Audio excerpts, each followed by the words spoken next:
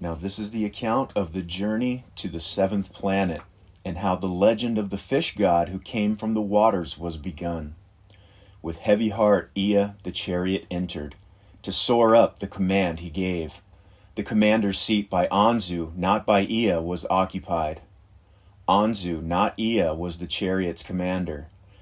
He who knows the heavens, his name's meaning was, for the task he was especially selected. A prince among the princes he was, of royal seed his ancestry he counted. The celestial chariot he deftly guided, from Nibiru it powerfully soared, toward the distant sun he it directed. 10 leagues, 100 leagues, the chariot was coursing, 1,000 leagues the chariot was journeying. Little Gaga came out to greet them, a welcome to the heroes it was extending. To blue-hued onto the beautiful enchantress, it showed the way. By her sight, Anzu was attracted. Let us examine her waters, Anzu was saying. Ea, to continue without stopping, gave the word. It is a planet of no return, he forcefully said. Toward the heavenly On, the third in planetary counts, the chariot continued. On his side was On lying. His host of moons about him were whirling. The tester's beams the presence of water was revealing. A stop if needed to Ea it was indicating. To continue the journey was Ea saying. Toward Anshar, the heaven's foremost prince, he was directing. Soon the ensnaring pull of Anshar they could tell.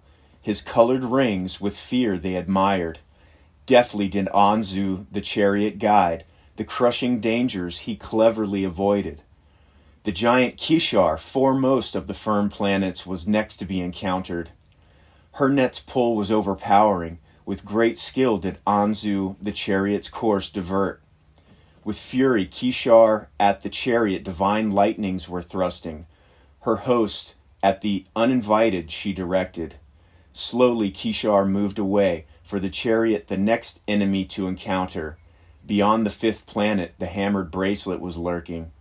Ea, his handiwork to set a whirring commanded, the water thruster to prepare. Toward the host of turning boulders the chariot was rushing, each one like a slingshot stone ferociously at the chariot aimed. The word by Ea was given, with the force of 1,000 heroes the stream of water was thrust. One by one the boulders turned face, a path for the chariot they were making. But as one boulder fled, another in its stead was attacking. A multitude beyond count were their number. A host for the splitting of Tiamat's revenge seeking. Again and again Ea the command gave, the water thruster to keep a whirring. Again and again toward the host of boulders streams of water were directed. Again and again the boulders their faces turned, a path for the chariot making. And then, at last, the path was clear. Unharmed, the chariot could continue. A cry of joy the heroes sounded. Double was the joy as the sight of the sun was now unveiled. Amidst the elation, Anzu the alarm sounded. For the path to have fashioned, excessive waters were consumed. Waters to feed the chariot's fiery stones for the remaining journey were not sufficient. In the dark deepness, the sixth planet they could see, the sun's rays it was reflecting. There was water on Lamu, Ea was saying. Can you bring the chariot down upon it? Anzu he was asking. Deftly, Anzu the chariot towards Lamu directed. Reaching the celestial god, around it he the chariot made circle. The planet's net is not great. Its pull is to handle easy, Anzu was saying. A sight to behold was Lamu. Many-hued it was. Snow white was its cap, snow white were its sandals. Reddish-hued was its middle. In the midst, lakes and rivers were a glitter. Deftly Anzu the chariot made travel slower. By a lake's side it gently came down. Ea and Anzu their eagles' helmets donned. To the firm ground they stepped down. On command the heroes that which water sucks extended. the chariot's bowels with the lake's waters to fill. While the chariot was getting its fill of waters, Ea and Anzu the whereabouts examined. With tester and sampler, all the matters they ascertained. The waters were good for drinking. The air was insufficient. All was in the chariot's annals recorded, the need for the detour described. With its vigor replenished, the chariot soared up, to benevolent Lamu farewell bidding. Beyond, the seventh planet was making its circuit. Earth and its companion, the chariot, were inviting.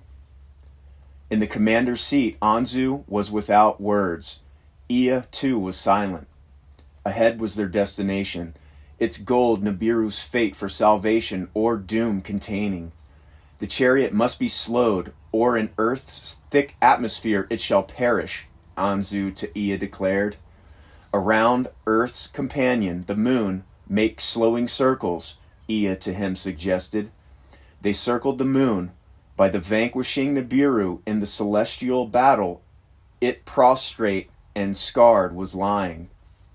Having the chariot thus slowed down, towards the seventh planet Anzu the chariot directed.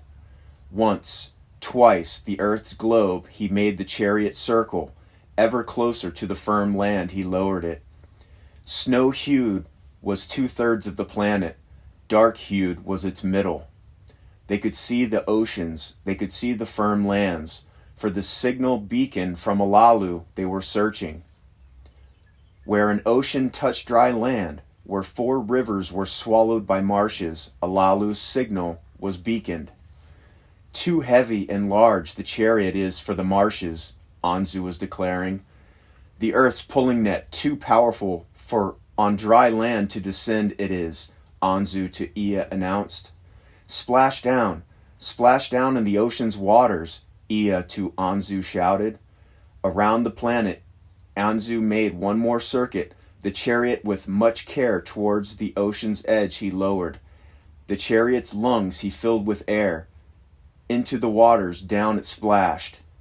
Into the depths it was not sinking. From the speaker a voice was heard. To earth be welcomed, Alalu was saying. By his beamed words the direction of his whereabouts was determined. Toward the place Anzu the chariot directed, floating it as a boat it was upon the waters moving. Soon the wide-ranging ocean narrowed. Dry lands on both sides as guardian appeared. On the left side brown-hued hills were rising. On the right mountains to heaven their heads raised.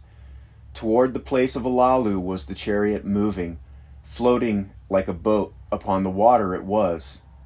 Ahead the dry land was covered with flooding, marshes the ocean were replacing. Anzu, to heroes commanded, uttered, their fishes' suits to put on, he ordered. A hatch of the chariot was then opened. Into the marshes the heroes descended. Strong ropes to the chariot they attached. With the ropes the chariot they were pulling. Alalu's beamed words, more powerful, were becoming. Hurry, hurry, he was saying. At the edge of the marshes, a sight there was to behold. Gleaming in the sun rays was a chariot from Nibiru, Alalu's celestial boat it was. The heroes their paces quickened. Toward Alalu's chariot they hurried. Impatient, Ea donned his fish's suit. With his chest his heart was like a drum beating. Into the marsh he jumped. Toward its edge hurried steps he directed. High were the marshes flooding. Deeper was the bottom than he expected. He changed his gait to swimming. With bold strokes forward he advanced. As dry land he was approaching, green meadows he could see. Then his feet touched firm ground, and he stood up, and by walking he continued. Ahead he could see Alalu standing, with his hands with vigor waving. Coming out of the waters, ashore Ea stepped. On the dark-hued earth he was standing. Alalu toward him came running. His son by marriage he powerfully embraced. Welcome to a different planet, Alalu to Ea said. Now this is the account of how Eridu on earth was established, and how the count of 7 days was begun. So in this chapter, they point out all of the planets again, coming from the outside in. Gaga is Pluto, Onto is Neptune, and On is Uranus. And the special thing it says about Uranus is On was lying on its side with the moon spinning around. Look it up. Uranus is the only planet that spins on its side. I just thought that was so interesting, and I wanted to point that out. I love you guys.